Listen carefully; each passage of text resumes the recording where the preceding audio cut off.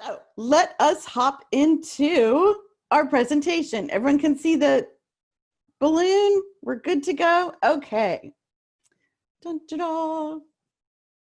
The icebreaker. I'm actually going to turn this over to Hannah and Haley because they were visiting about it.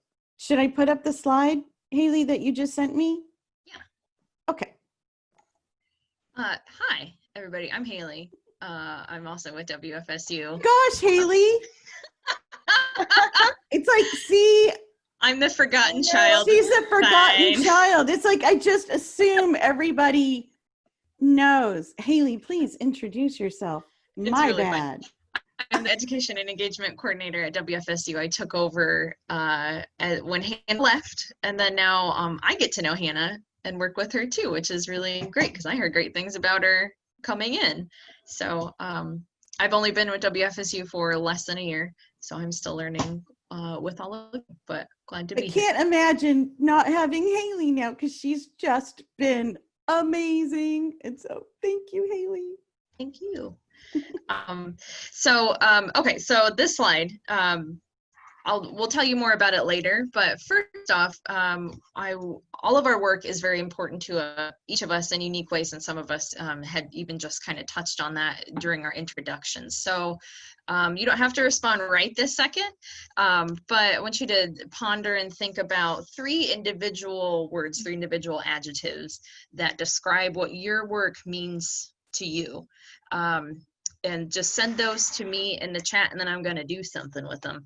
And I will send that out later. But go ahead and think about three individual words that describe what your work means to you. Send it to me in the chat. Yeah, and that's it. And then maybe we could each share what our next trip is going to be that we all go on once life returns to some semblance of normalcy. If you have anything on the calendar already, or if it's just something floating around in your brain that you've always wanted to do, what is your next trip that you would like to go on once travel returns to normal? You can either send that into chat, or you can go ahead and jump right in and share it out.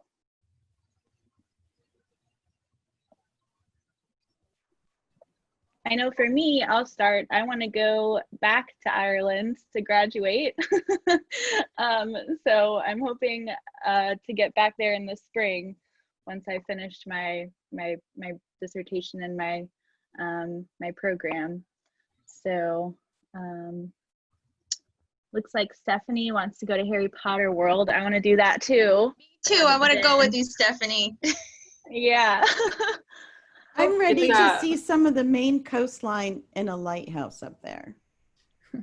Hopefully I'll be able to take my daughter back to my alma mater for homecoming in October and a college tour because she's looking at it. What's your alma mater? What is your alma mater? It's Southern Utah University.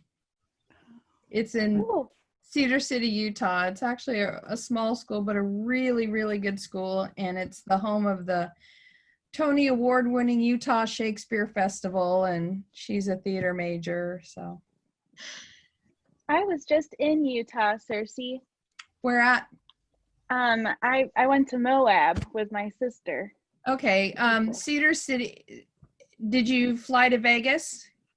No, we actually drove. It's kind of a crazy story. Oh, I'm sorry, because I've done that. If you had kept going west over the Wasatch Mountains, you would have gotten to Cedar City. It's about 2.5 hours up I-15 from Las Vegas, and it's the gateway to 7 national parks, and it's a beautiful place. And so gorgeous. Yeah. Moab was really. Yeah, Moab's great. Hot, but great. So I'm going to hope it is almost 11 o'clock. I know this morning's just going to go flying by and we have a lot of ground to cover. So I'm going to hop in and share that one of the ways that we have been keeping in touch with all of our wonderful partners is a ready to learn requirement, a deliverable is that we meet quarterly, which is one of our favorite deliverables because we really get a chance to spend time with our friends and colleagues that are in the trenches with us, and they are so helpful in a myriad of ways. This is just a little bit, that's a sample of the flyer that we did last. We did have our last quarterly meeting virtually. And my cat's tail is on my screen, so I can't see. Okay. This is a sample agenda. We do the flyers and invitations and agendas. So as a sample, I just wanted you to see this because we always highlight who our partner stars are with each program. And you can see there's a lot.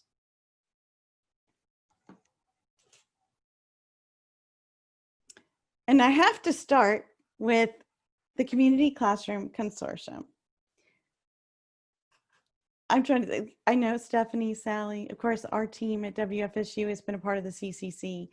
Just to give you a little bit of background, the CCC was started, I think, 33 years ago now. Sally, Stephanie, is that right? 33 years?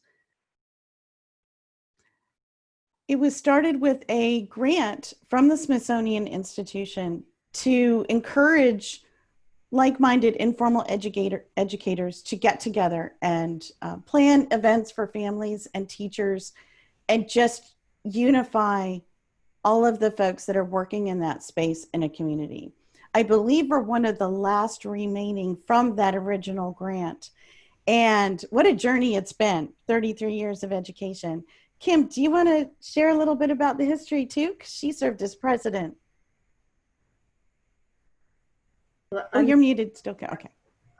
Sure. It started out of a grant from the Smithsonian Institute way back when, and it really was about collaboration and trying to find ways for nonprofit organizations that work in education to be more collaborative.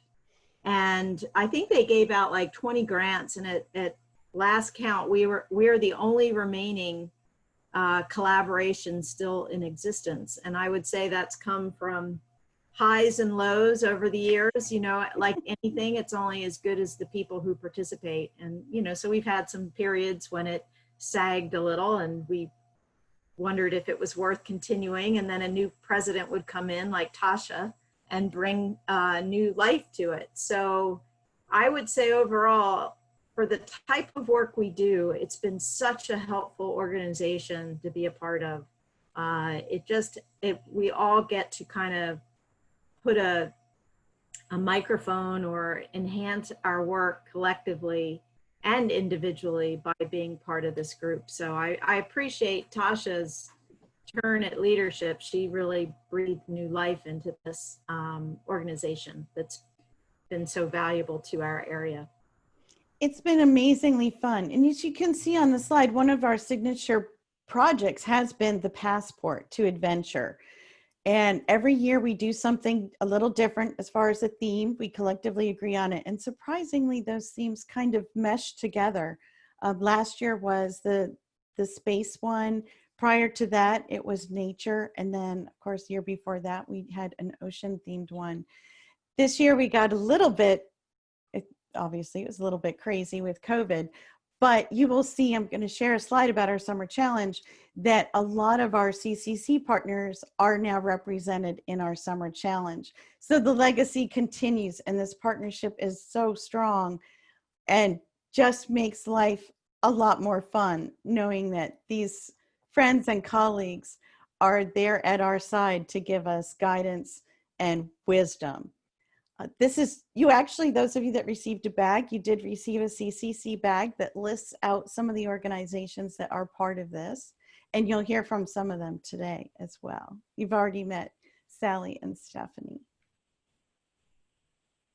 And there is our summer challenge. So if you can look really quick, that we've got Mission San Luis, and we've got the Florida Center for Reading Research, Coastal Plain Institute, the Gadsden Arts Center, the Museum of Florida History, Florida Public Archaeology, just to name a few that are showcased as part of the challenge.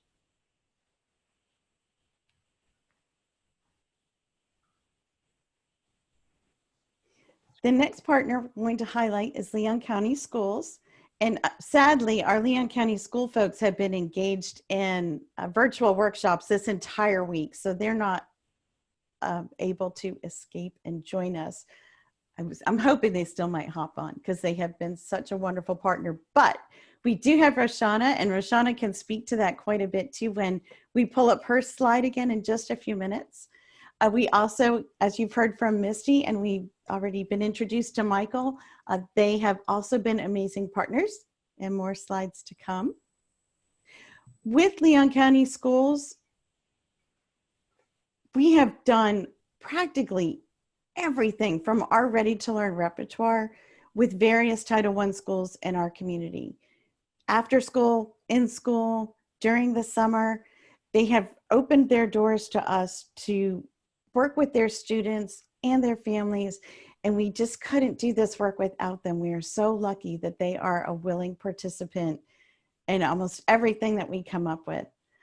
And our star partner is the Appalachia Tapestry Magnet School of the Arts. Roshana, do you want to talk a little bit about your school? Appalachia is the only public arts magnet school in Tallahassee. We have a few charter schools that offer the magnet programs in the arts, but we have our students go through a rotation of 7 different teachers that include, for special area, not every day, but we have music, we have band, we have digital art, we have regular art, we have chorus, dance, and PE, and theater. So that's 8 that they are in. Every year we put on a play, a junior play. This past year we did not Aladdin, we did Addams Family Junior.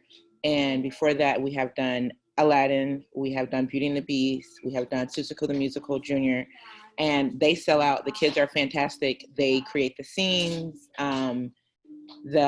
everything down to their wardrobe and everything. So we offer that when they get to 4th and 5th grade, they get to choose one focus in the arts, and they spend their every day going to that focus 4 days out of the week, and in a rotation of PE. Because of state mandate, but then they're able to hone in into playing the violin or playing a specific instrument in the band. We're one of the only elementary schools in the whole district that has an actual band program where they actually play different instruments, and it's a band that can march somewhere if they needed to. We are accredited with the arts as well as with the AVID technique of college readiness. And we are a Title I school. 93% of our students are African American, and 100% of them are in low poverty areas, and with the exception of so I would say 98% because some of the students' parents work there. But all of our students receive free breakfast and lunch, and we are the only uniform school in Leon County as well. And so our students wear uniform. As you can see, the young guy in the picture, he has on a uniform. That's because he stayed after school. That's my kid. Everybody else had an opportunity to go home and then come back for the actual Scratch Junior Camp. Thank you, Roshana. I'm wondering, our station friends, are any of you currently working with a magnet school or a particular Title I school that has kind of captured your heart and is real willing to be to kind of take on the work that you're doing? Hi, this is Gail. We're working with through a program called Soarin' 4 in Manatee County, and that community down there has basically adopted all their Title I schools, and they've created, it's a wonderful program that supplies all sorts of enrichment activities for families of 4-year-olds that are going to be entering those Title I schools. So it's a collaborative effort. They have about 25 different community partners that are involved in that, and we're one of those, and it's just a variety of different things, and everything from family engagement activities all the way through to training for those teachers in those particular schools. So it's been a really great partnership for us. We've been doing that for about a year now. Has Thank lots you, of Gail. to it. That's fantastic. We actually in Orange County, a couple of years ago, this started. So we started working with sort of going on to their annual conferences. They actually have what's called PELs in every school. So the parent engagement liaisons. And it's amazing. They actually do the work of connecting our resources to adding our resources to their newsletter, putting on parent engagement activities and conferences for every school. The problem is that we have, Orange County is one of the biggest counties in the country, one of the top 5. So there are so many schools, and most of the work that we do with, they're all Title I, but we also have 9 other counties. So it's difficult to, you want to focus on that area, but how do you have to also provide equity for the other counties. So that's sort of a struggle, I think, that we face. How do we provide these kind of services for our target audiences, but also for the other counties that are surrounding us? Because we have some that takes me an hour and a half to get to, but they're very rural. And we used to go out there and do things like this. So this virtual thing, I think, is going to give us an opportunity to do this kind of work at a bigger scale and actually reach those audiences that we used to have to drive an hour and a half just to get to the school and maybe have 30 parents, an hour and a half one way and then an hour and a half back way, plus all of the prep and everything, where now we can do it virtually. And I think that is a great thing. And the question, I know you guys been working on this for a while. How did you deal with that as well? Making sure that there was equity within the people that you served. I know, I think that's a great question to really ask all of our stations about how they manage that. I know we struggle with that because we also serve Panama City. So, which is, almost 3 hours away. Well, 2.5. The way I drive it takes 3 hours, but it's frustrating because we want to be in all of these places, and they're rural also between here and there. So that is an extra challenge because you only get a handful of parents when you do find a space to have a program. I'm hoping virtual might be a real solution for all of us to work more closely with families in that way. One thing that's been helpful with Ready to Learn, because we pilot these programs, it's really about the quality of what we're doing, and it's not focused on the quantity. Although we're hyper aware that the more folks we can impact and share this content with, the happier it is. But absolutely something that we continue to struggle with, and we should visit more about it. Yeah, I'm sorry, go ahead. I was just gonna say your challenges sound so familiar, Janice. Like you're not alone in that. Driving out, with a small team, and taking up weeknights, to go out and do family programs and show up to an empty library. It can be disheartening, and I understand. And what we face too is that there's the one who does like the program. You guys, I know some of our other stations have the same issue. The ones that mostly do the program is me, and I have usually an intern with us, and so I'm the one that drives out there, and so try to reach everyone. You feel like you're so spread, but this really is a good opportunity. I'm so glad you guys had this, Tasha and Hannah and Haley, because and everyone who's here, because I think we all face this issue, and it would be great to look at these workshops that you've done and try to figure out how to do it in a virtual sense with our other partners so that we can provide that service. And even if it's small groups, you can have a virtual event. When you're doing it in person, it takes up time to go there and do it, and you're planning these weeks. But when you do it virtually, you can do the same you can do 2 a week and have 2 different groups in other opposite ends of your service area and still have that impact. you know, One of so the- I think I was just Good going to share that transition, yeah. Haley's done some professional teacher development workshops. And Haley, how far away were some of the folks that came to those? We've had a spread. It's been a little different every time, but we try to pull where they're coming from. And I know we've had people from Georgia join before. I think we had somebody from in North Carolina. We had one where we had 2 people in Canada. I'm not even sure how they found us, but they found us. So Canada joined us for those. And I think we had somebody in California once, and maybe somewhere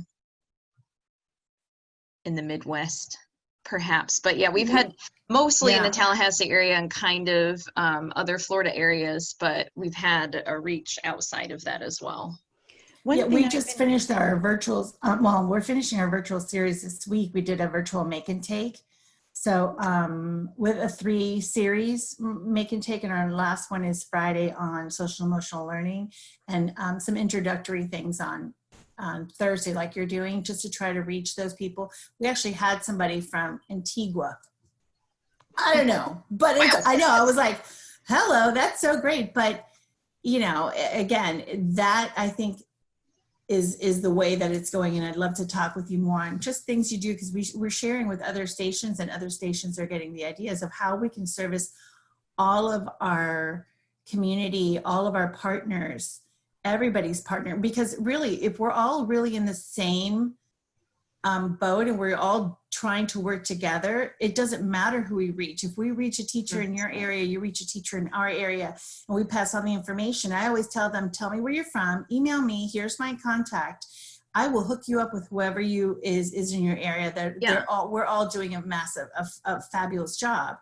And we're going to hook you up with the people in your community. So I think, you know, that is a definite plus, but we'll talk. Sorry, yes. Everyone else, y'all good? We're all good. No, Janice, it's great. I've been Love to hear. taking notes, and I think that this is a great opportunity for us to network.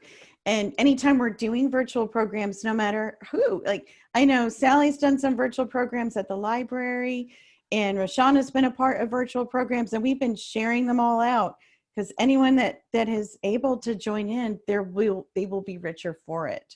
So Tasha, can I? All that information and because I mean, it's true, the reach, if we're doing a particular workshop on a particular theme, then if there's some way that you could push that out to the audience that you're serving, or vice versa, you know, that we could push that out to our teachers as well, then why not? I mean, why not do it that way? And we can reach so many more. I've been amazed at we've done a lot of virtual training in the last couple of months, and the number of people that we have been able to reach, you know, that we're not getting in our car and driving who knows how far, and, you know, and you've got all that to deal with. And it's the good thing about this is with, especially with PBS Learning Media, it is the perfect tool for virtual workshops. Mhm. It's built in. It's just perfect. And so we've been able to reach hundreds, you know, whereas we would have been on the road driving, and for the 25 here and the 25 there. And this is just so much more effective. And so I'm excited about all the possibilities for what we can do virtually. It's just, it's a change for everybody. And we've been forced into this, you know, whether we really were prepared or not. And so we'll see where it goes. But there's just so much potential for all of this, I think. So there's my sermon. Experimenting with a virtual Hero Elementary program next month. So we made like these kits that they're going to be given out at the library. I happen to have one on my desk because I was showing someone else. But like we made these little kits with all the materials that the kiddos will need to actually do it, and the directions are in there. So we'll have the Zoom, and it's going to be an experiment. We'll see. We have 275. exactly, this is the time for experimentation. This is it. For sure. It is truly a time to see how it's going to work, and I think that's going to impact how we look at how we deliver. Well, I also think You it's a time that we need to step up our communication statewide as well. For sure. Because, you know, we communicate with each other, but it's, we could be doing so much more and as a unified effort, I think, than what we've been doing. So, And especially when we bring in our partners too, because I know think the so, work too. that FCRR is doing in our library system, and we have access to all of those things as well. So it's like we really can surround families with more options than they could possibly imagine, but also they recognize us and they know us in the community. So Well, and that's an rather extra. than reinvent the wheel everywhere, you know, we could work together with these partners and just accomplish so much more. Absolutely. I actually completely agree. Tasha, thanks for that segue. I am working with the Museum of Florida History, and I'll be doing a virtual storytelling for their summer reading program, which of course wasn't going to be virtual, but is now. And that's going to be on July 23rd. And as I think most nonprofits go, our particular nonprofit, Wildlife Preservation Society, we have this momentum creates momentum philosophy. And so I think the idea of if we have so many different remarkable organizations moving towards virtual because of the need, I think PBS Learning Media would be a wonderful hub for kind of gathering all of those things. I think it gives those wonderful organizations visibility. And I think that, you know, it gives PBS Learning Media even better standing, you know, more traffic. Anyway, momentum creates momentum is the idea. Partners are great. I'm gonna pull this. I feel I don't even want to interrupt this conversation. It's amazing, but I do want to make sure that we get a chance to. Let me put it this way: continue the conversation in the chat, and as you're thinking of things, please share them there. I really don't even want to stop the flow of this, but clearly I am, and I'm going to take it back for just a few minutes because I do want to shine a spotlight on some of those partnerships that we can all use in our work. So, Roshana, you're up next. And I especially want you to share, obviously, about Appalachia, but also the work that you're doing with PBS Learning Media and PBS as a champion, because I think that's something that can really help all of us. Okay, so like I said, it started off as my son just being a part of Scratch Junior when Hannah had come out my first year at Appalachia. And what started off as just being a parent and being involved, I stayed at the sessions, I stayed late, and I was pregnant at the time as well. And I would ask questions. And then the next year, Hannah came and was doing an after school program. And as a teacher, I was there late. And my son was like, Mama, it's the PBS people. They're back. And I was like, well, that's not for you. That's for first graders. And when he came through, he said something. He was like, oh, yeah, he can stay as long as you're right next door and you don't mind. So he ended up staying again and did the Rough Roughman camp. And it was so cute. I just want to chime in because we happened to be in the classroom right next door to Roshana's. And so she would like pop her little head in every time we were setting up and be like, what's the book for today? What are you guys doing?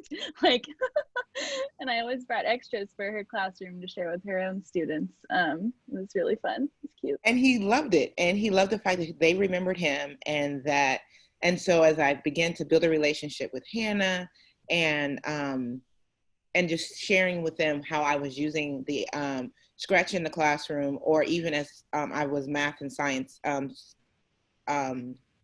departmentalized. So I used some of the things that he was doing Rough Roughman. So whatever activity he brought home, I'm like, oh, okay, we can do this for kinetic energy or for building a simple machine or just for scientific inquiry. So I started sharing those ideas.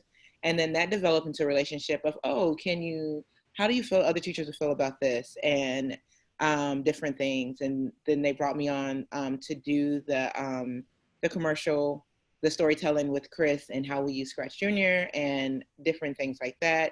And I started telling other people at work and parents and getting them involved.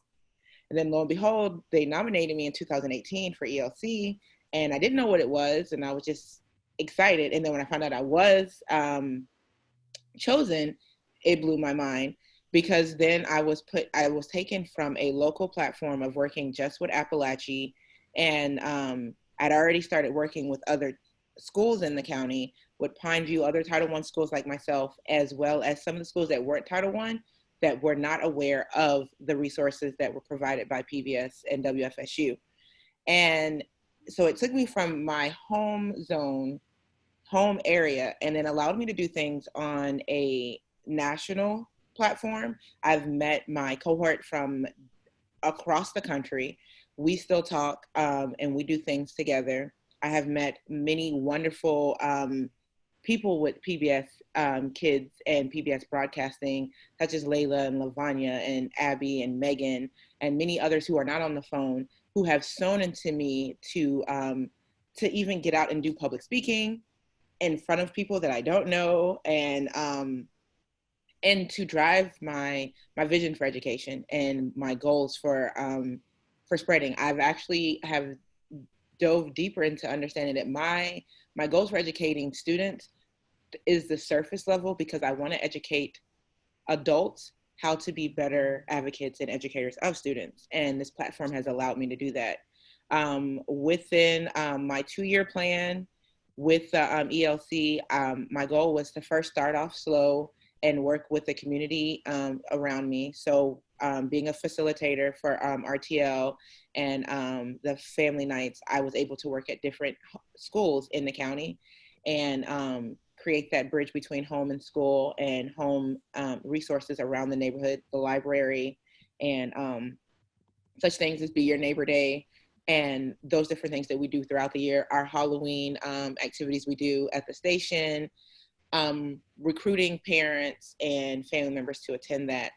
Then I was able to go to the next step. Like I said, headquarters, PBS headquarters in DC, sent me to go speak at different, gave me different speaking engagements. I spoke in Dallas last year, and just told my story. It was storytelling. I told my story of how PBS and PBS Kids has impacted my life over time.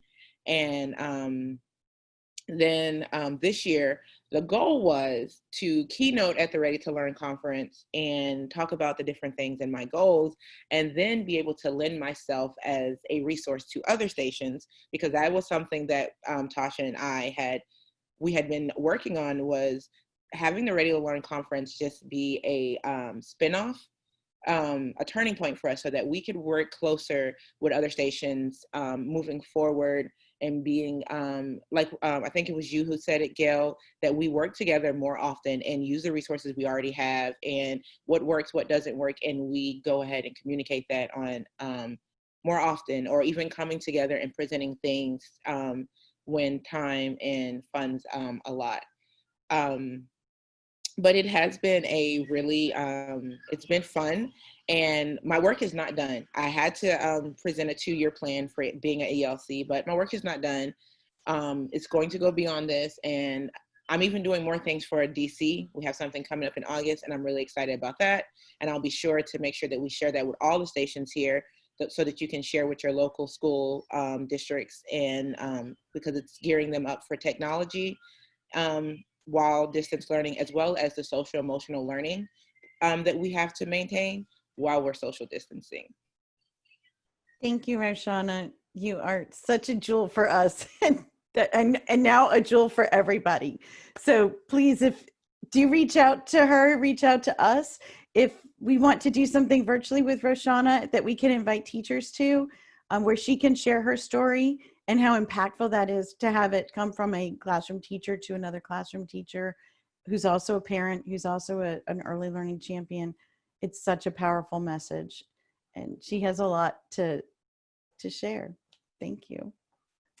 So our next, just to follow up with Roshana, yes, she has been reaching out to other schools too. And of course, as we pull from all kinds of Title I schools and other schools that come to our camps at WFSU in the summer, we also go to many, many other Title I schools. And that's just a pretty comprehensive list of other schools in our area that we tried to touch doing science nights or an after-school program, or just some other way that we can be impactful.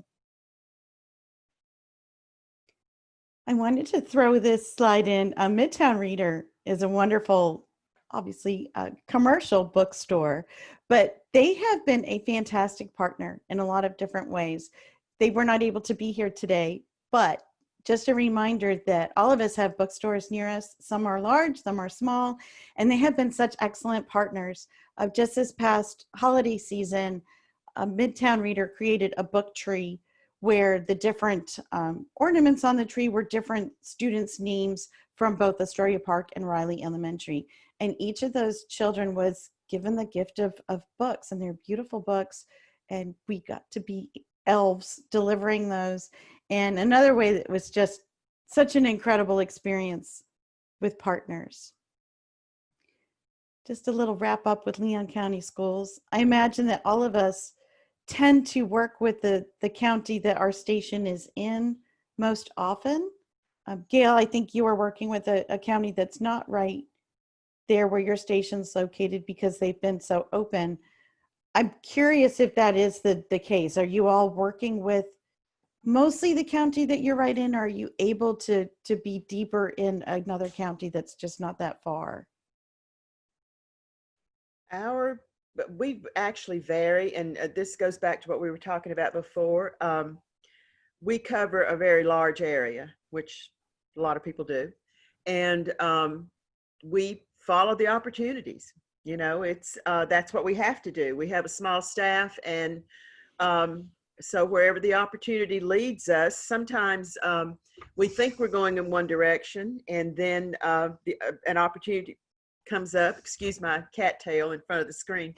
But the opportunity comes up, and we have to follow that opportunity. And you know, it's hard to be equitable in your service area because of those kinds of things. But because of funding and manpower, and there's a lot of variables, a lot of factors that go into that. You know, how your outreach ends up, the direction it ends up taking, because sometimes you don't realize these things are going to come along, and then this opportunity presents itself, and you have to go down that path. You can't not pursue that opportunity. So that kind of leads our work many times. It's so I don't know if everybody else is that way, but that's pretty much the way we have found that we need to work.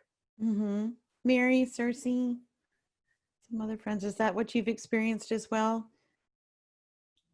Oh yeah, I mean, we're primarily in Duval, and we have to and I think this is kind of happening with everybody, and it's ironic to say that this COVID-19 situation has been the best thing that's ever happened to us in our education programs, because we've actually, even though a lot of we're finding out that a lot of teachers and kids didn't use it, the district wouldn't engage with us at all until this, and we sent them the at-home schedule, and then I had an open door to send them all kinds of other things that they're like, oh wow, this is cool, a workshop for teachers on ethics and equity, you know, and racial issues, and the student, you know, reporting labs. Oh, we didn't know this was here. I'm like, how many times have we tried to tell you this was here? And UNF actually reached out to us to include PBS Learning Media on their website that they have for early education. And we had tried to have meetings with them for the last 7 years. So, you know, and like Jerry likes to say, no money, no mission. And like Gail was saying, that's kind of, you go with the opportunity that's given to you. And, you know, so we always, yeah, we're in the same boat and just trying to take advantage of what presents to us. Absolutely. Thanks, Cersei. Well, we also have an added problem. A problem. I guess you called it a problem. 3 of the districts that we serve are in the top 30 largest in the nation. And so that in itself, just trying to get in the door of those very large school districts is a constant, you know, you're constantly pursuing that. And so that leads a lot of our work as well. I think that's that whole concept of a constant pursuit. I do feel like that is like a lot of. Said, you know, I told somebody the other day, I said, it's like somebody flipped the light switch on. You know, we've been going after this for years now, and suddenly everyone's been forced into this virtual format. It's like, oh my gosh, you've got all these wonderful things. wow, we didn't know that. And you're like, well, we've been telling you that forever. And so, yeah, We need to keep that momentum fresh. really, Yes, that's great. So I hopped over to our Wildwood Preservation Society partners. And as you can see, we did a special Halloween event. That's Haley and Andrea. I wanted to show you the park. The little red area up at the top left is actually where the Museum and Nature Center is. And I'm going to turn it over to Michael and Misty to share more about the Wildwood Preservation Society and our partnership. Hi there, I'm Michael Kelly, president of Wildwood Preservation Society, which manages Fred Mort George Museum and Nature Center in Tallahassee with the mission of sharing local native cultures and natural history. And it has just been our joy to partner with WFSU and everyone else working on the Molly of Denali family community learning workshop and other seasonal events such as the Halloween that we had and the winter festivals. And it's given our local community facility new life and attracted so many young families out there that I don't think we would have had otherwise. And it's just given us such a boost, and we thank you so much for including us in this partnership. And we really look forward to continuing in the future. So Michael is the artist that designed the paper dolls for the Muskogee Creek work that we've been doing, and they're just beautiful. And we will share those with all of you. Hopefully you can use them in your work around Molly of Denali as well. One thing that we were especially excited to realize is that Fred George Museum is right down the street from Springwood Elementary, which is a Title I school. Michael, do you know if Springwood students, have you had a relationship with that school? I know for a fact that parents have told me that they live in the Springwood community and do have students that go there. So I know that they're coming out to the park and enjoying the facility that we have open, but I can't speak to any specific situations. Well, we're so excited to continue the partnership and to reach more of the children in that area. Just like, you know, we have these huge counties and huge ranges with broadcast, but even within our own spaces, they're very large areas. And Springwood, and even we've done some work with them, but this just opens a door to all sorts of new families. The events that we have done over there this past year has brought to us families that we had never visited with. They hadn't been a part of the summer challenge or had come that we knew of to things like Be My Neighbor Day. So it's opened a lot of doors for both of our organizations. It really has. I have to say that when we partner with WFSU, we have seen turnout at least 10 times our usual when we're working on our own. So I just want to thank you so much.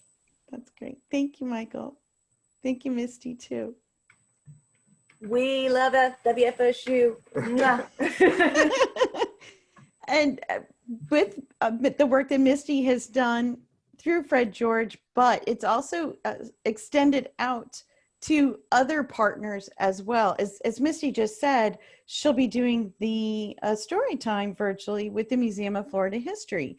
She actually was asked to do a staff presentation. Misty, do you want to share about that real quick? You know, honestly, I've done so many presentations. Which one were you talking about? That's the one where Laura had you come and present to the staff because they were anxious about speaking the sensitivity on Native training. Subjects. Yeah, the sensitivity training. Okay, yeah, it was really lovely. So the Museum of Florida History had mostly new staff, and they asked if I could come talk to them about how to communicate with Indigenous people, that they wanted to have a program about, you know, Native Americans, but since they didn't really have natives on their staff, they wanted to make sure they weren't saying anything inappropriate. And if in fact they had questions, how would they go about contacting local Native American groups? And it was just a beautiful, beautiful opportunity because frankly, the answers are very simple. Be respectful and ask the question, call them up. You know, if you have, you know, as I talked about yesterday, you have a good heart, if you have a genuine question, people want to share with you. And by the way, if the cultural response from that group is, we don't feel safe sharing, that's an okay thing for an educator to share out also, right? Definitely. So it was an incredible opportunity, and interestingly, Tasha, they have a large new staff now, and they've asked if maybe I could do that again. So I'm looking That's forward great. to it. That's wonderful. I'm so glad they know that you're out there as a resource, and all of our stations now know that also. So Well, you know, that's a fantastic thing. communication is the key. You know, being open and sharing with people. That's how we grow. Mm-hmm. That's the key. Absolutely. So I flipped the slide forward. Another wonderful partner, and unfortunately, we're not able to provide us with any of their staff to share with us today, but is our Early Learning Coalition. And I know all of us have early learning coalitions in our area. Just know that for us, they have been an absolutely amazing partner for many, many years. I would venture, and Kim would know this better than me, but I would say the whole time we have been a Ready to Learn station, the Early Learning Coalition has been a steadfast partner. They actually took on the supervised summer reading camps, and that just shows you, even though that was a Ready to Learn initiative that happened in 2005, I want to say maybe it was 2007, but it continues to have legs because of the work of our partnerships. And that is just so incredibly powerful. Last summer, they were able to share that program with 221 rising kindergarten students. We do so much professional development with them. And we also, well, I've got a little clip to share. Everyone, let me know if you can hear this and see this once it comes up. We're good, thumbs up. Today was a wonderful day of coding with our early childhood educators. We use the Scratch Junior app to help our educators learn the basics of coding and the ways in which those basics in coding, as well as the Scratch Junior app, could be applied in their own classroom learning environments. Because even as adults, we know that we learn best when we're doing something we are enjoying, which something that we're engaged in. Scratch Junior, I like that program. I made my own scenes. I actually made a little program. I'm happy with that. Never done that before. I didn't know about it until I got here. So yeah, I think I'm definitely going to implement that in our program. The things that's most powerful about this particular workshop is that the early childhood educators who come to our workshops are not necessarily inclined to integrate media applications into their classroom learning. So it's so exciting and gratifying to see them actually playing with these tools and seeing them figure out how to solve a problem with Scratch Junior, for instance, and get so excited. For educators who don't necessarily think first about how to use media when they're putting together lesson plans, we're giving them the opportunity to see the value of using media in a very thoughtful and responsive way to kids in the 21st century. So it's something that we love doing here at WFSU. No, I think we just need to keep stuff like this going because it's actually, you have to come in with an open mind. I learned a lot of things that I didn't know before, but also I did things that you just wouldn't naturally think you would do that, but it turns out to be very fun.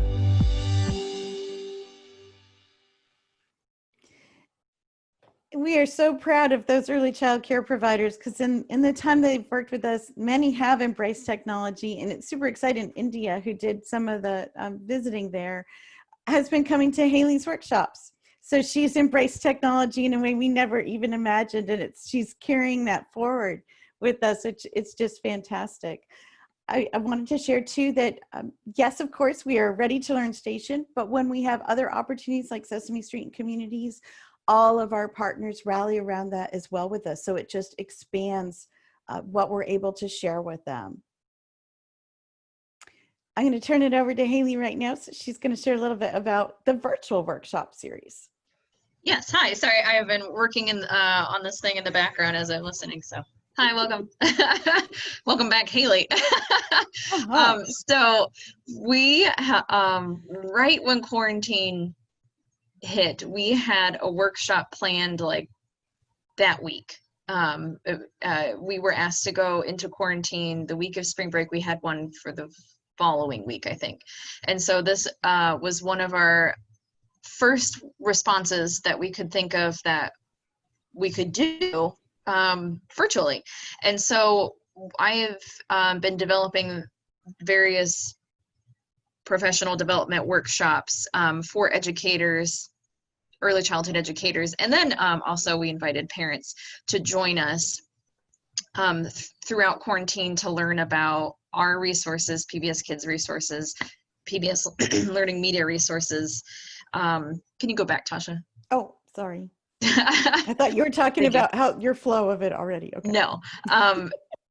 And PBS Kids for parents resources so that they could take those into the classroom or use them at home. So we've had a variety of videos, interactive activities to keep people from falling asleep or getting tired because they're in a 2-hour format, doing show and tells. And again, they are 2 hours long. And because of our partners with the Early Learning Coalition of the Big Bend, we can provide those providers with 2 in-service hours.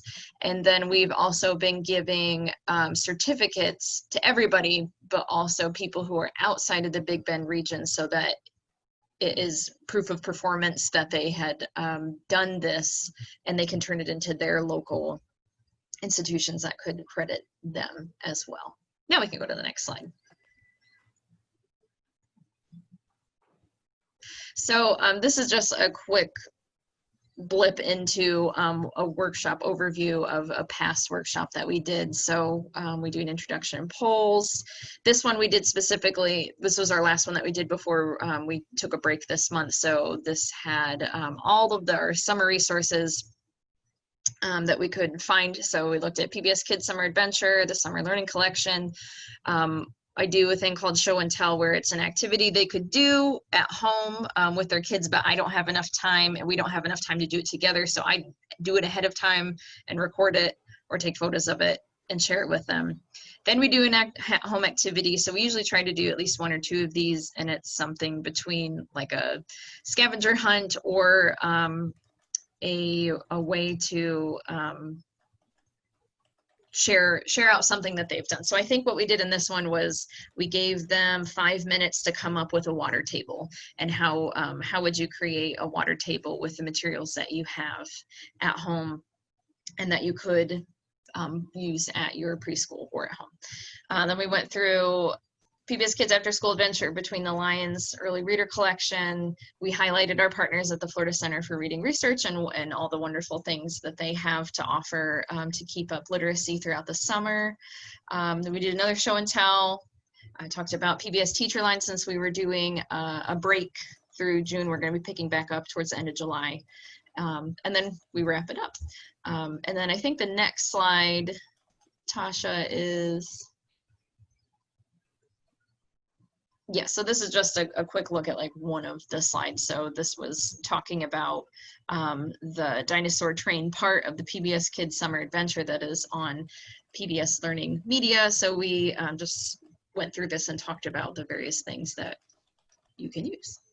And I think that's it. Yes. Yeah. So I'm actually going to skip a little bit ahead because I just got a little note from Dr. Nicole, and they need to she needs to hop off, and I definitely want you all to hear about Florida Center for Reading Research. So I'm going to escape from this for just a second and go to their slides and let her share. Thanks for being flexible. I apologize all. Thank you, Dr. Nicole. I'm sure like most of you, I'm triple booked. Because as you also eloquently described, everyone's figured out that virtual is the way to go. So now they're meeting upon meeting these days. So thanks for having us here. My name's Nicole Patentary, and as I said, I am a professor at Florida State University in the College of Education, as well as Dr. Sonia Cavill, who is on here with us. I can't see her on my screen, but she's one of your windows. She's one of your people. So we are a research center at Florida State University that, and what you see here is our mission. We are concern ourselves with all things having to do with reading. We've been around for almost 20 years, and in that time, we have done significant amount of research and outreach and innovative activities to promote reading, the learning of reading across the lifespan for children and adults, those who struggle with reading, those who develop reading in a typical manner, both inside and outside of school. So any and everything associated with reading, we concern ourselves with. We are always trying to find ways to continue to push forward in research, innovation, and engagement around reading. And partnerships are a key part of that. Want to go to the next slide? I can't control slides, right? Okay, making sure. So this gives you, for example, an indication of our size and what it is that we're doing. We have over 30 ongoing research projects right now, over 40 million in grant funded research right now. These are logos from various types of research projects that we have, whether they're focused on children with learning disabilities. That's what the Florida Learning Disabilities Research Center focuses on. The Variable Vowel Collaborative is focusing on reading of, and Project Wordy are both focusing on reading skills in students with dyslexia. Reach Every Reader is a project with the Chan Zuckerberg initiative. I think that's what the I stands for. But they are looking at relationships between reading and other outcomes like social emotional outcomes and trauma and things like that, and trying to understand how to develop screening tools and assessments that help us look at academic as well as behavioral and social outcomes with children at the same time.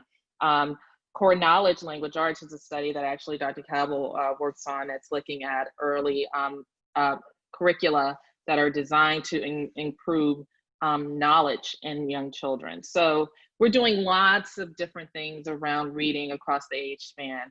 And if you go to the next slide, in our work, what we try to emphasize is evidence, rigor, and integrity in what we do. So in other words, when we're out there working with families and children and communities and schools and all of our different stakeholders, we try to make sure that what we bring to the table are information about the evidence that supports the different things that folks are doing. So even in the work that you all are doing and some of the questioning you have around whether or not working in a virtual space is going to give you the outcomes you want to have, those are things that intrigue us and interest us. And we think, oh, let's help you figure out how to answer those questions. Where can we find the evidence that tells us whether or not that is a viable way to go to get the outcomes you want? If it's not, then how do we create something that does, right? That's our role as researchers, is to try to help to think about those things and make sure that we're providing all of you with what we do know around what works, what doesn't work, and what else we still need to figure out to know if it will work. And so as a result, you can see our reach is pretty broad across the nation. Next slide. Our mission, and this is our mission, and it's a broad mission, but I want to bring your attention to two parts that are particularly important to our partnership with WFSU, which is we really want to make sure that this wonderful science that we concern ourselves with isn't just stuck inside of our research center and inside of our research papers and inside of our research conferences. We want it to be there for people to take up and use, and use it in an actionable way to improve outcomes for children and families. And so to do that, we do a lot of work around translation and dissemination and trying to make use of innovative platforms and creative media and partnerships to get information out there. You all were talking about how can you leverage what you have to make a bigger impact in your communities. And one of our primary strategy is to leverage cross-sector partnerships. So we do try to think about how we can partner with your sort of usual suspects, the school district. What can we do to partner with the school district to improve outcomes in reading? They teach reading, we research reading. That partnership totally makes sense. But we also try to figure out how can we partner with the chamber to move initiatives forward? How can we partner with United Way to move things forward? How can we partner with the local museum to move things forward? So I think what we try to do is look at all those folks who impact children and families, and then think about the ways in which our work can overlap with them, because we're all trying to serve the same populations. And it can be difficult for those populations to take in information from everybody. So if we can figure out how to have a unified message and how to come to the table together, then I think it's a little bit more digestible. And that's perfect, Tasha. You can go forward to the village. To help us facilitate that, we have initiated a new division within FCRR called the Village, literally because it takes a village. And so we try to partner with diverse entities to push our work forward. And we try to partner in 3 different ways. We connect, we champion, and we collaborate. Connection really is a partner will come and say, I need help figuring out the answer to this. And we go try to find the answer. So literally today, I'm looking at an email from a local principal who has a question about vocabulary instruction.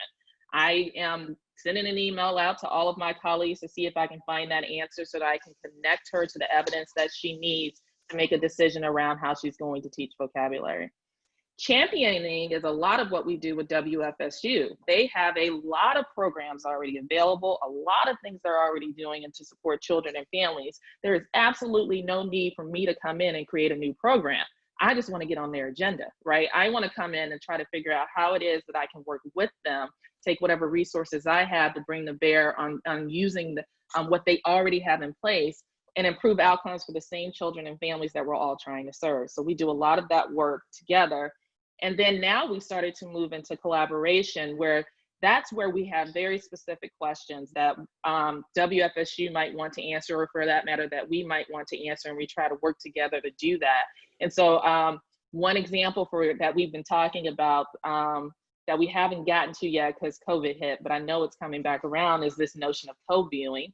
You guys have talked for the last couple of days about co-viewing being one of the primary strategies you are showing parents to make use of PBS media.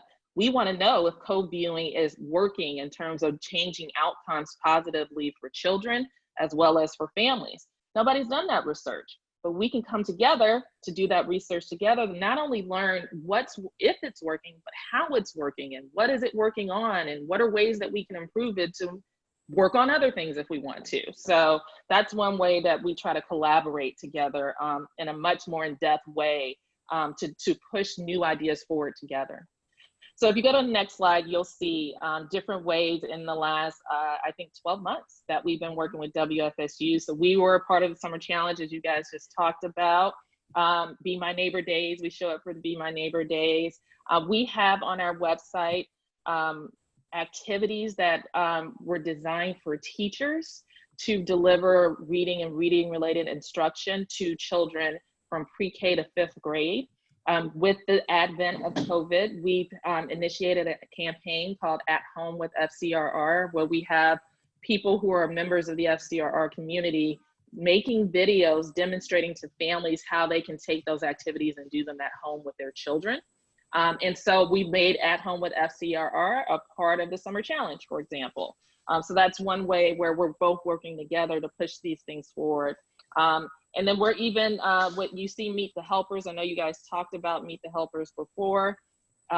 We are coming in to help as the research partner with Meet the Helpers. They've got to try to collect some data here to understand whether or not Meet the Helpers is working. We got together and found some students at the university to help us try to get that information for them. Of course, COVID hit, but nonetheless, that's one way where we've been working together.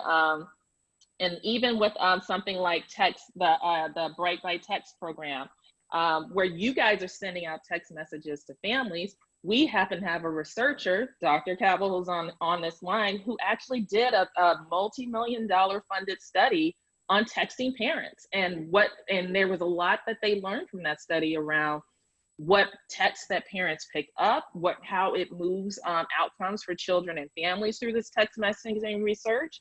So we were able to come to the table and say, hey, if you're doing this, here's what we know from the research about this. You might want to try this, or you might want to try that. And for that matter, that study resulted in a texting bank where there were several dozens of texts that were sent out to families. That's something that could just be regurgitated and used within their Bright by Text program. So just by coming together once a month or so, or every other month or so, we try to come together and learn about what each other is doing. It sparks ideas for new things that we can do, but it also allows us to make sure that we're doing that connecting, championing, and collaborating with WFSU.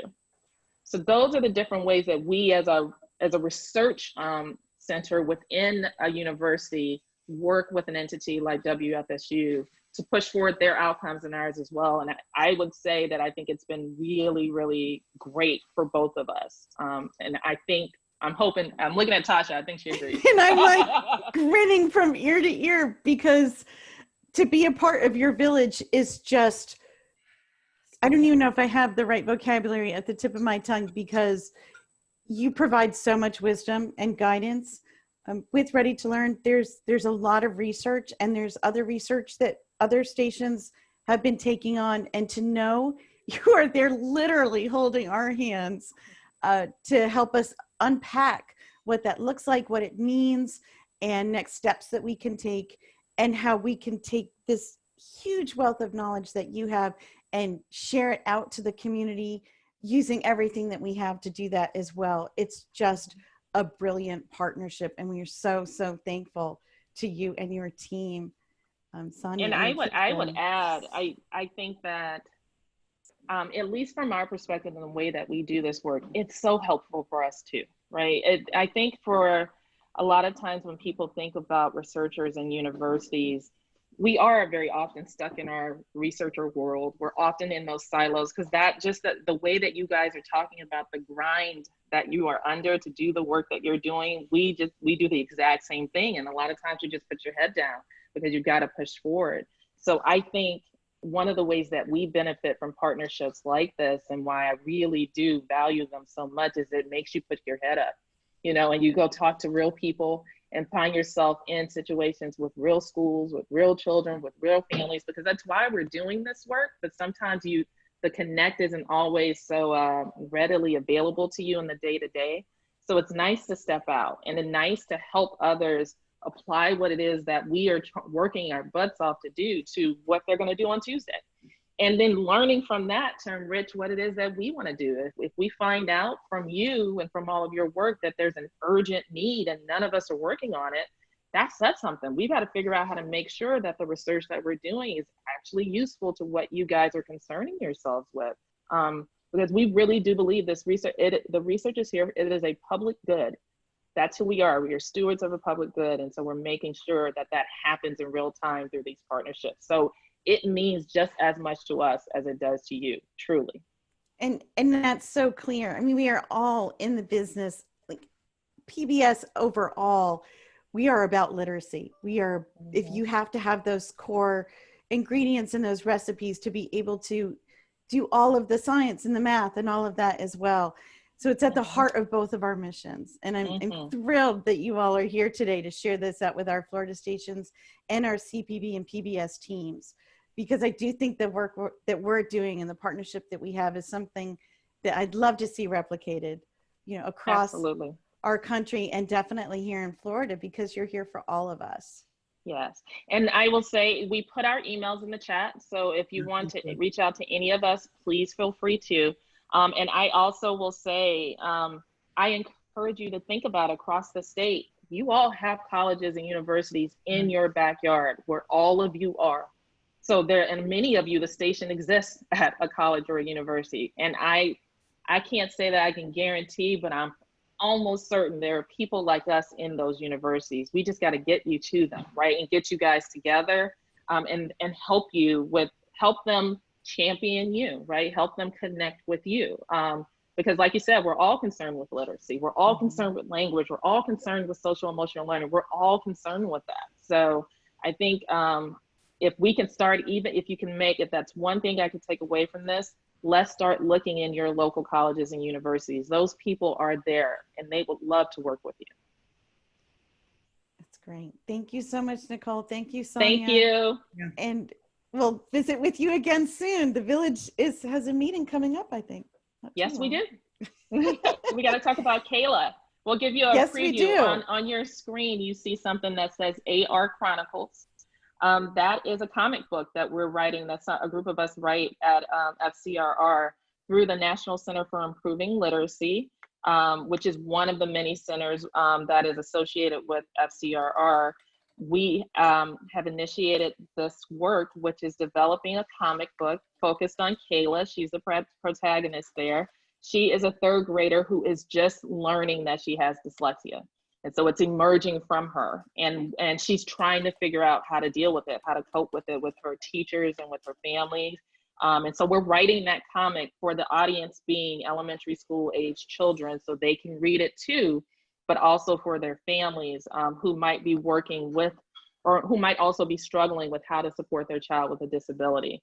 And so the comic, I think we're up to 4 issues of the comic, but we will keep moving forward with more issues. And so one of the ways we're going to try to figure out how to connect on is how can we take something like Kayla, which to us feels very much so like it can be in line with the goals of Ready to Learn, as well as with the PBS station, and see how we can bring a character like Kayla to the forefront for others who are struggling with dyslexia. So that's what's on the agenda for our next meeting. Great. Thank you so much. Thank you. So it is already noon, which was when I thought that we would be wrapping up. And that is so not the case right now. We still probably have another hour to share with you, but I know some of you need to hop off to for other things, and some of you already obviously have. Can you add in the chat if you actually can stay? Because I'm thinking we could take a break for maybe 15-20 minutes to grab something to eat, stretch our legs, and then maybe hop on again at 12:30 and share some more. I hope. So I'm looking at messages. I know Stephanie can, and I know that Anne cannot. Cersei can't.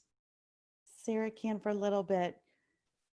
Okay, well, there is more. We're definitely going to record this. We will share it. If you can hop off, hop on. I could continue. We could continue talking if you want till a little bit longer, till 12:30. If you don't need a break right now, I want to make sure that as many of us that can. I'm just kind of looking through the chat. Hey, Leanna, can you look through it too and see what you think?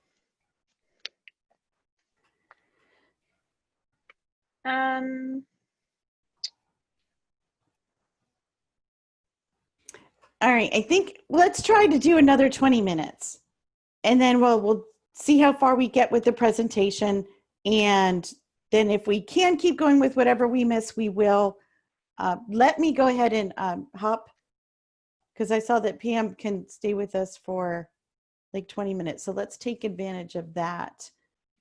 I do want to share about EdCamp. Hi, Lavanya.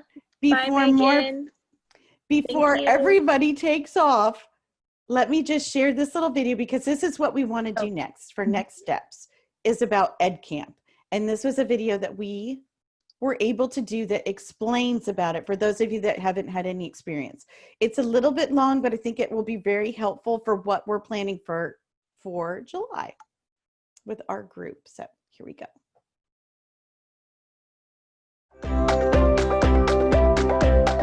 And of course, we do this virtually.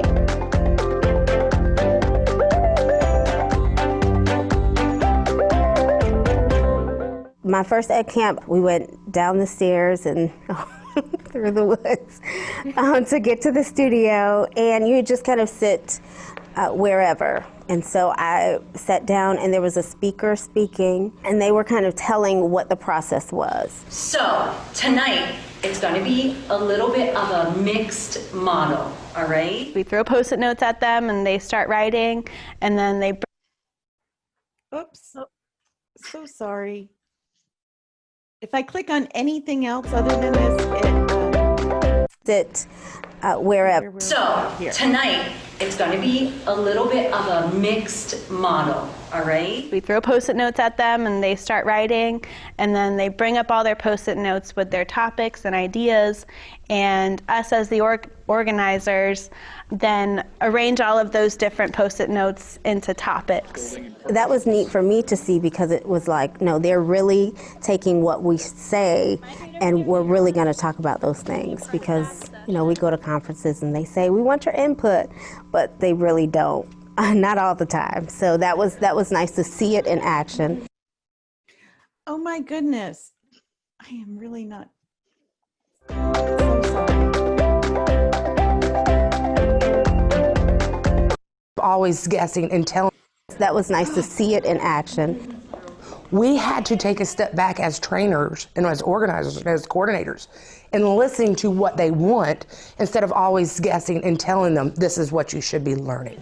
Oh, okay. Yeah.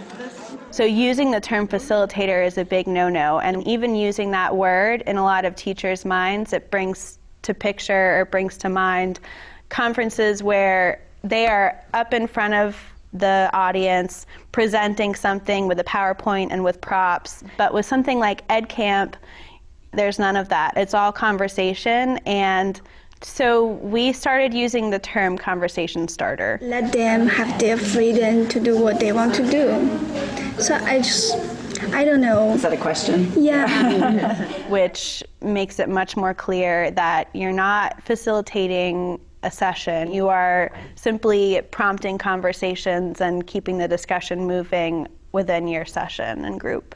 So there was not one person who was the expert. So everybody's opinion and contribution was kind of valued the same, not more than one. On one topic, everybody kind of had a different angle. I got to sit at a table with a college professor, elementary school teachers, and it was just a very diverse group that got to talk about different topics in education from different perspectives. That's all I did. Chemical change, physical change, talking about matter. I'm an introvert, so sitting at a discussion is not my ideal thing, but I enjoyed it because it was us talking about things that were really important and that were related to education. And then they get to earn that carnival piece. So we found that the sweet spot is really 3 45-minute sessions. Any longer than 45 minutes, and sometimes the conversation can die down. And any less than 3 sessions, and we think that, you know, while it's still an enriching experience, really by the 3rd session is when teachers are starting to get really into it and comfortable with each other. It's just light bulbs going off. You could see it. And we had teachers that were crying because they had such a challenge and they had gotten such a spot that they didn't know how to get out of. And those teachers in that short period of time instantly bonded with them, and they found a way to cure what her problems were in the classroom and stuff. It was the fastest way I've ever seen teachers actually build relationships. It was a true partnership. You know, when we came together to start the planning and everything, we were all around the tables. There was not one step that was planned without ELC and WFSU compromising in it. They can learn so much from each other if they're just given the space to do so. Trust the process. The results are amazing. So yay for ed camps, and that way we can continue. Like, I know we've brought up so many amazing things today, and we can continue some of those discussions in a scheduled time frame where everyone knows exactly what the beginning and the end will be. So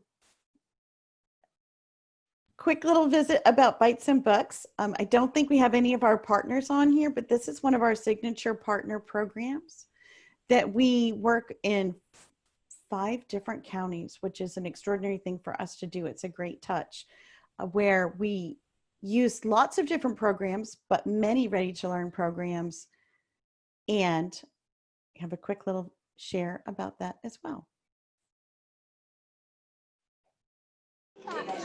On a Thursday morning in Wakulla County, a flock of preschoolers are gathering to have some fun. And although they don't know it yet, they'll be learning at the same time. This is Bites and Books, a mixture of media, storytelling, and hands-on activities to develop learning skills. This traveling education program is part of the PBS WFSU Public Media Ready to Learn initiative. It's currently available in Taylor, Jefferson, Wakulla, and Gadsden counties, and is made possible by partnerships with the Florida Diagnostics and Learning Resources System, the Early Learning Coalition of the Big Bend, and the parents of the Panhandle Information Network. Bites and Books is a collaboration between Poppin, ELC, Fiddlers, and WFSU Education. And it takes different segments of what we're all good at. So we have a reading section, we have a video section, we have a hands-on section that specializes in increasing motor skills. We also have another activity that focuses on either STEM or color or pre-K centric focused educational standards that we try to hit. Today's topic, birds. So that's the amazing peregrine falcon in action. It starts off with a popular PBS Kids program episode, followed by a feather hunt, where the kids match birds and feathers according to color.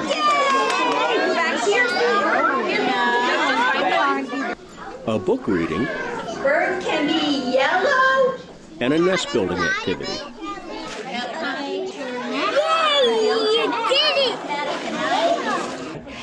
I think it's really effective because it pulls in a book, it kind of features a book, and then we do a lot of supportive activities and very interactive activities to support the learning with that book. And then each child leaves with that book, so the family gets to reinforce those skills. And so hopefully, like this particular program featured building nests and birds, so hopefully when the kids go home, they're going to open up that book about birds, and they're going to talk to their family about, oh, Mom, Dad, or Grandma, I got to build this nest, and we learned all about different kind of birds, and maybe they'll extend that learning to outside, so they'll go outside and explore and look for a nest and learn about different kind of birds too, so that the learning continues.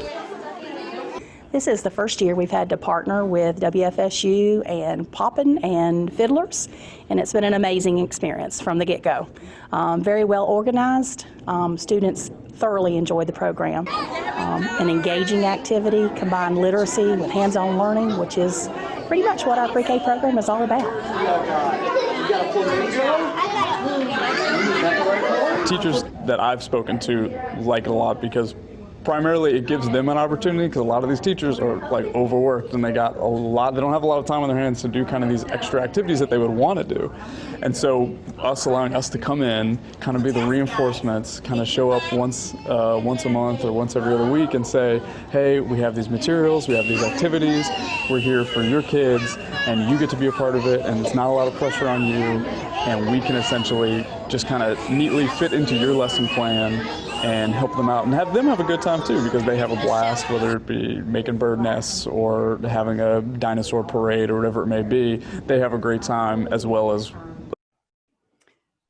So that is a quickie little introduction to Bites and Books program and those partners that work with us on it.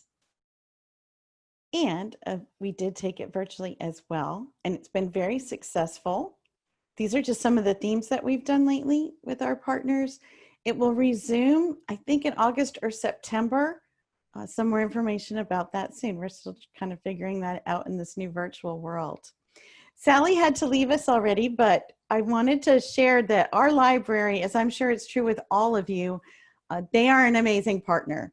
In almost everything that we do, the library is there in some fashion and help us guide the work. They take us up on it. They share it out with the community. It's just an extraordinary partnership, as you can see. Lots of different things together.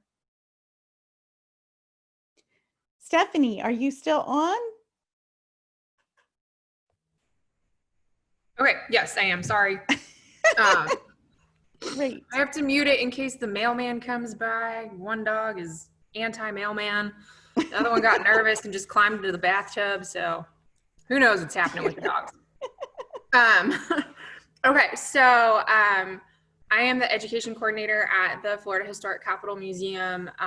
Like Tasha said, CCC has been one of those things where it takes what can be a really boring subject with civics and trying to get small kids interested in it, and it helps us get out and make it more interesting and really kind of just expand our reach, because normally our typical patron is about 65 and older, not so much the younger kids unless they're there on a field trip, in which case they've just gotten off a bus and they just want to run around. So WFSU and the CCC, we've had a lot of really great partnerships with them. I was not in charge of the Let's Go Luna. In fact, I think I was even out of town. So Tasha might be able to speak a little bit more about that one. Xavier Riddle was a lot of fun. I've actually found myself watching episodes of that because it's just really cute. But figuring out, okay, like it's a secret museum, we're a museum, and we have a lot of really fun kind of hidden nooks and crannies. So we wanted to bring that in and just explore what we can do with WFSU. But the mission of the Historic Capital is really just to explore civic education and develop programs that help people understand how important your civic involvement in the community is. Thank you, Stephanie. And I have to brag on Stephanie too, because we've packed almost 1,000 bags for Summer Challenge, and she has been there packing and distributing right there along with us. So there are so many wonderful ways that we partner with the Florida Historic Capital Museum. And I also wanted to share, again, I don't want to spend this time looking at videos because we have things to visit about and people to share, but we just recently did a special project around the vote. And the museum has a wonderful exhibit that's honoring the suffrage movement. And this is a great interview. We can go back to it for those of us that can stay a little bit longer. But my favorite part is towards the end, she says, we're doing this because of our work, our partnership with young children. And even though this particular program doesn't have anything to do with Ready to Learn, because we have those partnerships in place, we're ready to go. Like, we can do all kinds of things because we know where we are. Like, we have those contacts, we have those friendships and relationships that can take all kinds of things to a level that we couldn't ever do by ourselves. Absolutely. Like you said, the Leon County Library System just kind of revamped their focus, and one of them is civic programs. So because of CCC, I was able to really quickly shoot Sally an email and be like, we need to partner on that. I don't know how, but let's figure it out. And we always do. And then our community benefits from it in every single way, whether they're a small child that is engaged with Ready to Learn, or their parent or an older sibling. Yeah, and I like packing bags, by the way. Thank you, Stephanie. We'll get back on that. We got to figure out our next date. Thank you so much for being with us today, Stephanie, and hang out if you can a little bit longer. We'll skip over we already had our visit with FCRR, so I will just quickly move through these slides. What we try to do, and I think this is so impactful, is that when we have completed a year or we've completed a very special program, we compile these one sheets. I think Hannah made all of these, and they are so helpful for giving to development and for placing around the station, because it tells our story in one little infographic. So if you haven't done that sort of thing at your station, we highly recommend it. And I also wanted to showcase that this is a great way to say thank you to our partners. There's several partners out there like Prevent Child Abuse, Alert Today Florida, Envision Credit Union, and Florida Kid Care that would like to work with all of us because they have a reach in Florida. So if you don't have contacts with those partners, please reach out to us, because we're happy to share with them. And I think Beth's on our call too, that some of these partners may be willing to work with us on these education initiatives and fund them throughout the state and work with all of us collectively. Just like we did with Martha Speaks Reading Buddies many years ago. It's just so powerful when we can come together and work on an initiative. Tasha, before I have a question for you. Do you guys meet, like, do this Florida education directors and education and engagement specialists, do you convene like weekly, bi-weekly, monthly for calls together? It's monthly. Beth, are you on the call? I am. Sorry, Great. I've been doing like 6 other things, so I literally just put my headphone back in my ear to hear you say, Beth, are you on the call? You're perfect timing. So I don't know actually what you were asking me about. Oh, this is a question of this is Pam at the Corporation for Public Broadcasting. Hi, Beth. I mean, I'm just, obviously the Florida stations have are doing important work in education, and you're so coordinated on a number of things. And it just seems like through this couple of day conference, there have been ways to fortify, enhance, intentionally pursue certain things together. And it's in a way, COVID has maybe created openings in that way for you and for everybody. But I'm just curious if you meet regularly, and because I do think there are maybe some really powerful things that could occur here that grow from, where you're at right now, all of you with your lived experiences, and that I think these last couple of days have helped, bring to light or, put more into the forefront of the conversation. Yeah, we meet monthly. I think our schedule is like the third Wednesday of the month. Yeah, great. And it's been a conference call that we have largely used as sort of a check-in, where we can communicate kind of the high-level state stuff of here's the budget, here's that kind of big stuff. And then it's mostly stations sharing what they're doing in their local areas. I think it's certainly an area, we've used it as a model for other departments and other stations, hey, our education folks meet once a month. Right. Can we get our development folks to meet once a month? But I think you're right that there's definitely an opportunity to take it from a let's share what we're doing to how can we take what we're doing and be more collaborative with it. Yeah, I do think there were some natural things that emerged through this conversation, and there were, a couple times there were sort of like aha moments where I think people were thinking there were opportunities to do more or to be a little more coordinated in what you might do. And I'm thinking, because I'm from New York State Public TV, my career, I just think that some of these are fundable. Some of these are very fundable statewide or fundable by a legislature if you were to pursue them in a coordinated way. I think that would be fabulous. And go ahead. Sorry, I'm talking over someone, but I just want to say we'd welcome having partners join in on that call as well. It has been largely the education staff. We'd love to have PBS or CPB or community partners join us. Yeah. When it works for your schedule and the projects you're working on, it would be great to have you pop in on those calls. Yeah, we would probably love that. And I think there were moments here across these last couple of days where there are gems tucked in here that offer opportunities, I think, for very strategic action. This has long been one of my soapboxes. Is that a good word? That actually, if we would, we could accomplish a lot if we banded together and approached this as a unified effort across our state. We're doing so much great work, but we're doing it in pockets all over the state. And if we combined our efforts and said, okay, we can offer this statewide, then I think we could accomplish a lot more.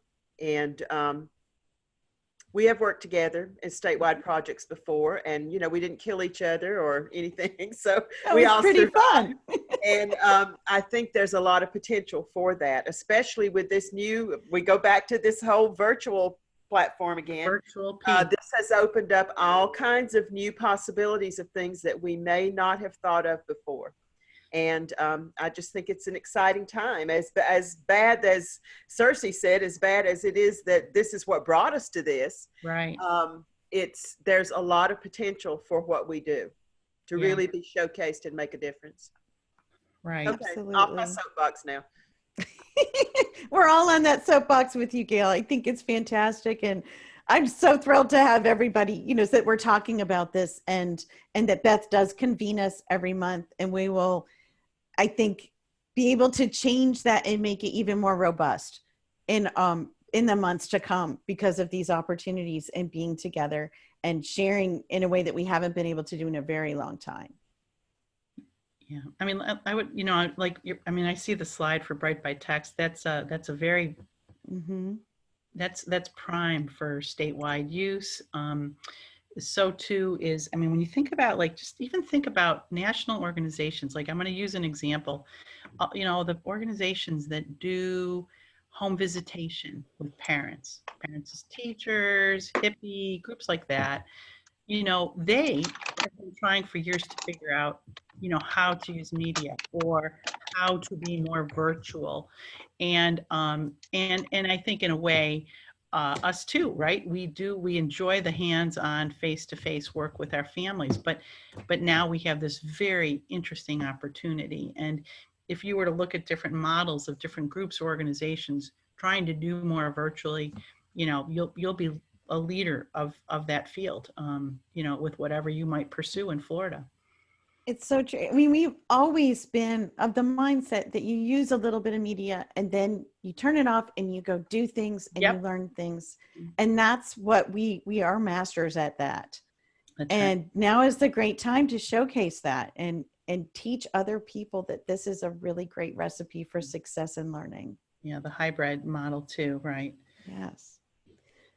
So like Pam said, the Bright by Text, I know Bright by Text has offered services throughout this time to other stations. I don't know if any of you guys have taken them up on it. Have any of the other Florida stations signed on to do Bright by Text? They offered this window, kind of like April-ish through December, especially as in this time of COVID, they're kind of creating an open offering to any station that would have interest in being able to provide the texting service. And WUCF has. So you might want to investigate that offering. And you can certainly share messages through us as well and sign up people, and whether it's through UCF or it's through WFSU. We don't have that many signups, but when you consider that each of those signups is usually 2 to 3 children associated with it, it's actually a much larger number. And when we have virtual events, we can actually share it out to the entire system. And that's a really exciting thing. We do have lots of our partners taking advantage of our messaging. The messages do have to be free and very specific. We have created a website, a web form that you can just go right to it, fill out the information. We get an email, and then we fill in the appropriate boxes on our Bright by Text dashboard. So we make it as simple as possible, and it really is a fantastic service. It is available from, I think, the first trimester all the way up to age 8, and new content is being added all of the time.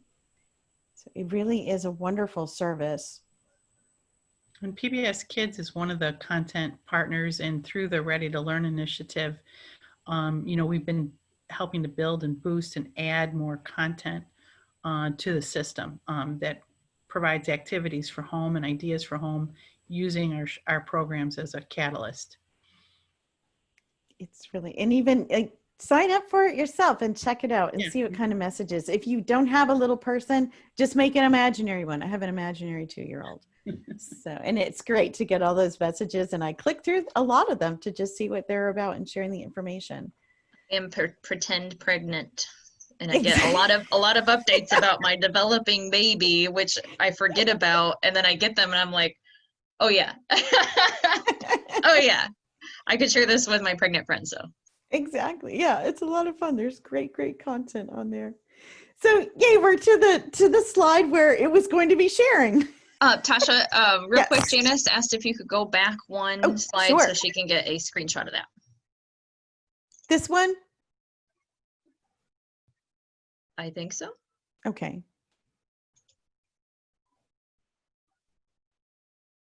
Janice, is that the right screen for you? Got it. Okay, we're good. Wonderful.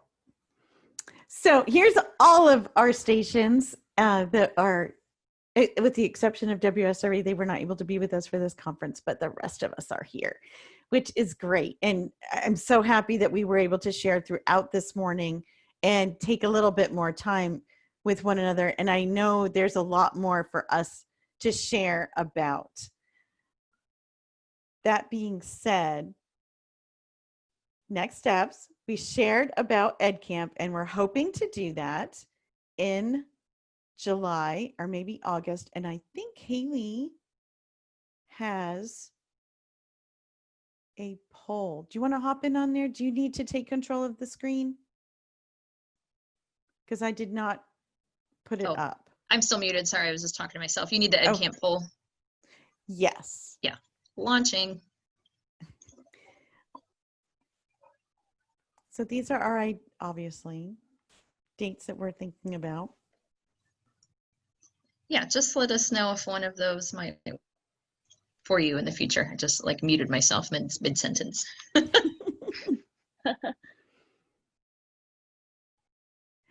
Haley, is it the kind of poll where they can choose multiple dates? I believe so. Okay. It should be. Yeah. In a world where a little old lady whispering hush would never be heard, comes a book for our time. In the bright, buzzing room, there was an iPad and a kid playing Doom and a screensaver of a bird launching over the moon. And there were 3 little nooks with 10,000 books and a huge LCD Wi-Fi HD TV with Bose 5.1, 6 remotes, and 3D. And a BlackBerry ringing with Eminem singing, Yo, yo. and a new Facebook friend, and texts with no end, and a viral clip of a cat doing flips, and the bings, bongs, and beeps of emails and tweets, and a fed-up old woman who was trying to sleep. Good night, iPad. Good night, Doom. Good night, bird launching over the moon. Good night, Nooks and digital books. Good night, Eminem. Yo. Good night, Facebook friend. Good night, LOLs. Good night, MP3s. Good night, LCD, Wi-Fi, HD TV. Good night, remotes and Netflix streams. Androids, apps, and glowing screens. Good night, plugs and power lights that guide us to pee in the darkness of night. Good night, buzzing. Good night, beeps. Good night, everybody who should be asleep. Good night, pop stars. Yo. Good night, MacBook Air. Good night, gadgets everywhere.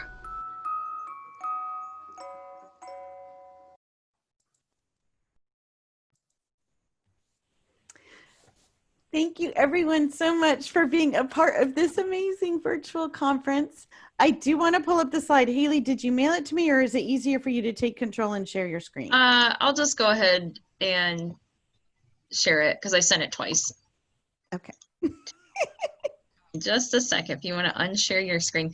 So I have to talk and coordinate myself here. So I put together our words. Oh, perfect.